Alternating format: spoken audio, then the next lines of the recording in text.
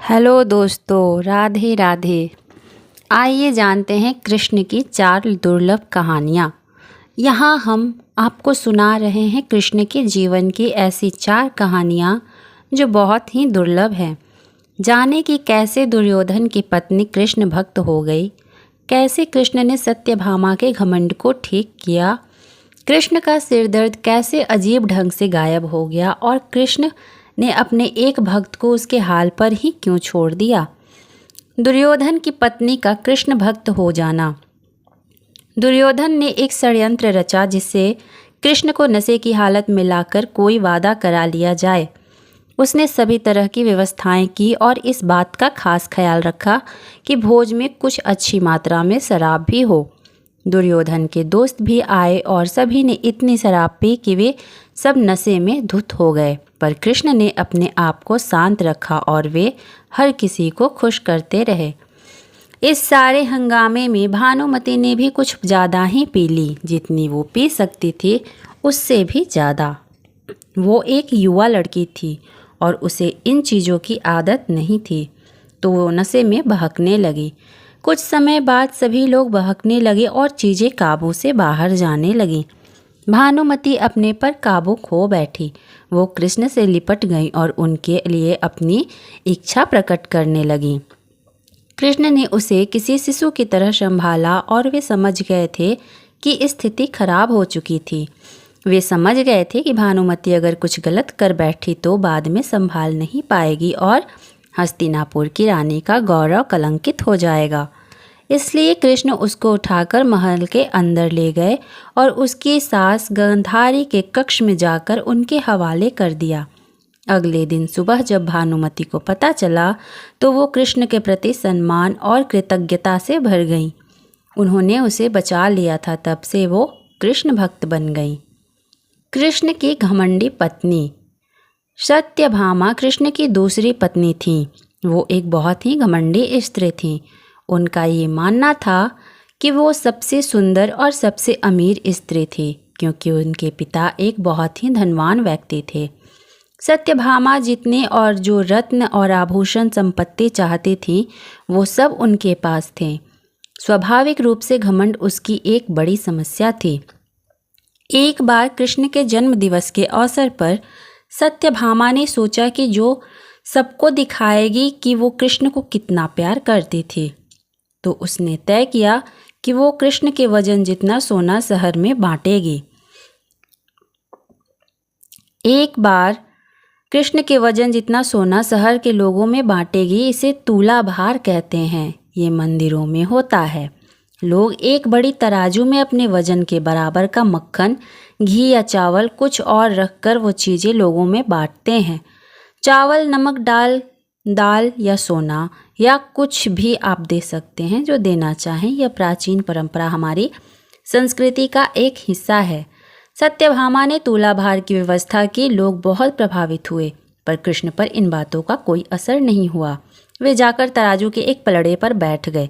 सत्यभामा जानती थी कि उनका वजन लगभग कितना है और उससे उतना सोना तैयार ही रखा था, पर जब उसने सब सोना दूसरे पलड़े पर रखा तो कांटा जरा भी नहीं हिला। कृष्ण का पलड़ा थोड़ा भी ऊपर नहीं हुआ।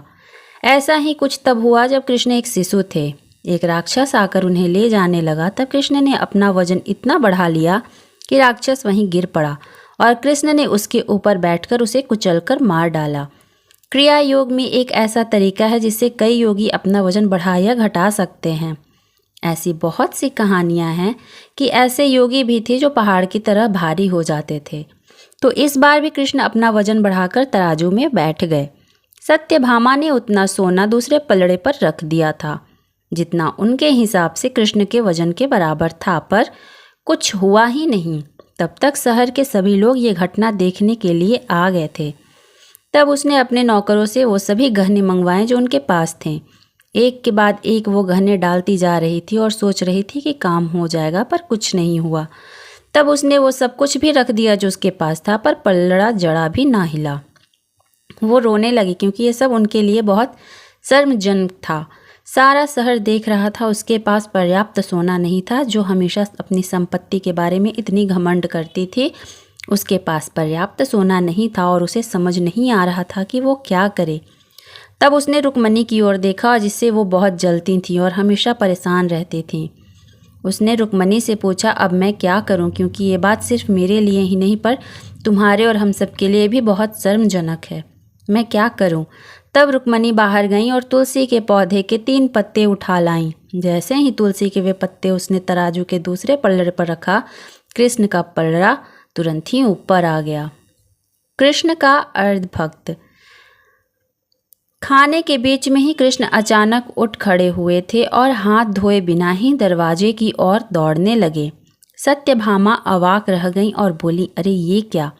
खाना तो खा लीजिए और फिर जाइए। कृष्ण बोले, नहीं, मुझे जाना जरूरी है, और मुख्य दरवाजे की ओर दौड़ पड़े।